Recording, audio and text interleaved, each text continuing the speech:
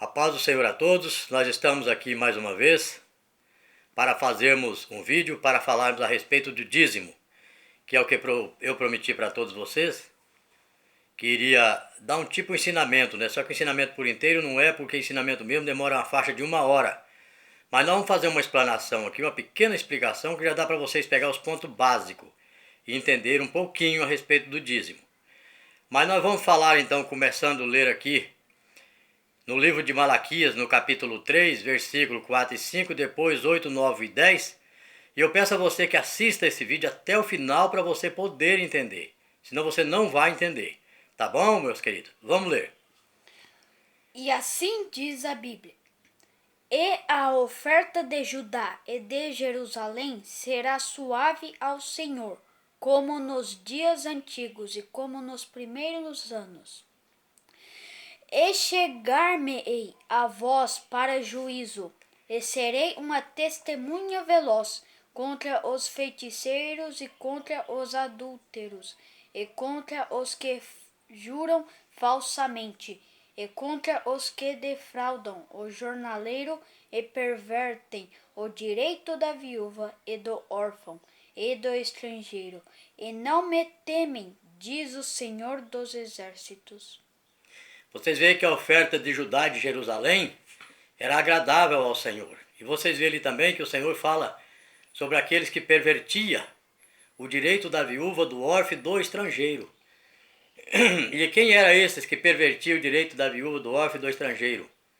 Era os sacerdotes daquela época, que eles que recolhiam o dízimo das 12 tribos de Levi, e ali ao invés deles deixar aquele dízimo para que fosse mantimento da casa do Senhor, os dízimos e as ofertas, eles ali consumiam com ela, deixando com que os necessitados passassem necessidade, que até nos nossos dias de hoje, nós sabemos que ainda segue assim. Então, ali logo na frente, no versículo 8, a Bíblia vai falar sobre aquela parte que Deus diz ainda, que todavia me roubais, e eles perguntam, em que te roubamos, Senhor? Aí o Senhor diz, nos dízimos nas ofertas alçadas.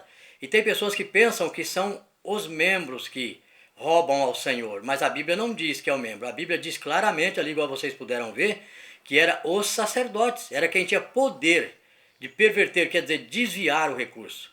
Então nós vamos ler agora do versículo 8, 9 e 10. Assim diz: Roubará o homem a Deus? Todavia vós me roubais e dizeis: Em que te roubamos? Nos dízimos e nas ofertas alçadas. Com maldição sois amaldiçoados, porque me roubais a mim, vós, toda a nação. Trazei todos os dízimos à casa do tesouro, para que haja mantimento na minha casa, e depois fazei prova de mim, diz o Senhor dos Exércitos, se eu não vos abrir as janelas do céu e não derramar sobre vós uma bênção tal, que dela vos advenha a maior abastança. Trazei todos os dias da casa do Senhor para que haja mantimento na minha casa. E aí Deus ainda prometeu de abrir a janela do céu como bênção. Naquela época a gente sabe que os dízimos eram através das colheitas, do gado. Eram os dízimos para manter a casa do Senhor, para que quando chegasse uma ruína para um necessitado qualquer, ele teria condições de comer dali, porque ele era um servo de Deus. Entendeu, queridos? Mas ali essa lei, então, ela foi aplicada aonde na época? Era para todo o Israel, é o que diz a Bíblia. Não diz para todas as nações. Era somente para Israel e era a lei de Moisés, que Deus ordenou a Moisés para que ele tivesse essa lei para aplicar sobre as 12 tribos de Levi, que era o povo crente de Israel. Quando fala para todo Israel, não diz para toda a população de Israel. Diz para todo o Israel. Por que todo o Israel? Era todo o Israel crente. É o que diz. Então a prova nós vemos ali no livro de Malaquias mesmo, que está no capítulo 4 e versículo 4. Vamos ler. Lembrai-vos da lei de Moisés, meu servo, a qual lhe mandei em Horebe, para todo o Israel, a qual são os estatutos e juízos. Então aí nós vemos a quem eram os estatutos e juízo. Era Moisés, para que ele aplicasse essa lei no povo, na lei de Moisés.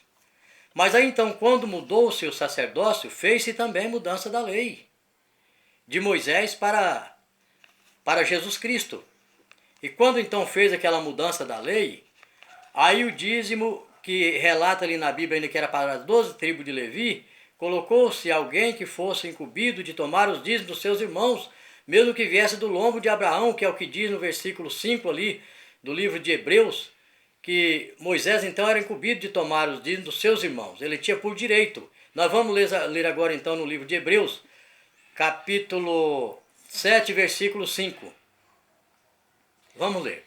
E os que dentre os filhos de Levi recebem o sacerdócio têm ordem, segundo a lei, de tomar o dízimo do povo, isto é, de seus irmãos, ainda que tenham descendido de Abraão. Isso, que tenha descendido de Abraão, mesmo que viesse da época da descendência de Abraão. Então no livro de Hebreus está relatando sobre a lei de Moisés que ficou do Antigo Testamento. O dízimo não é para os nossos dias, e nem foi na época de Moisés para nenhuma outra nação. Até mesmo no tempo de Moisés era só para Israel, e para nação nenhuma. Hoje, nem em Israel hoje não se paga mais dízimo, porque hoje, quem é o sacerdote de hoje? É Cristo. Então hoje nós temos que obedecer às leis de Cristo, e não de Moisés. Mas para acabar de confirmar para vocês que a lei houve mudança, nós vamos ler também no mesmo livro de Hebreus, no capítulo 7, no versículo 12. Vamos ler. Assim diz, porque mudando-se o sacerdócio, necessariamente se faz também mudança da lei. Então, e para quem mudou essa lei? Para o nosso Senhor Jesus Cristo, que nós sabemos que o único sacerdote depois de Moisés foi ele, que é o de nossos dias de hoje. E hoje então nós, se servirmos a Cristo em verdade, conforme está nas Escrituras, nós seremos cristãos. Vivemos no tempo do cristianismo. Então hoje nós temos que obedecer à lei conforme Cristo determinou que fosse seguida. Mas você que hoje é um membro de uma igreja, acha não, se não tem que pagar o dízimo, então eu folguei. Não, não folgou não, meu querido. O servo de Deus ele tem compromisso com a obra do Senhor, ele tem que contribuir de uma forma, porque a obra do Senhor necessita de recursos para manter todas as despesas. Vamos ver então hoje qual que é a lei que Jesus Cristo deixou para que nós pudéssemos contribuir com a obra de Deus. Vamos ler em 2 Coríntios, capítulo 9, versículo 7. Assim diz, cada um contribua segundo propôs no seu coração, não com tristeza ou por necessidade, porque Deus ama ao que dá com alegria. Em outra versão diz, cada um contribua segundo propôs no seu coração, não com tristeza nem por constrangimento, porque Deus ama quem dá com alegria. Então você, meu amigo, meu querido, se você realmente ama a obra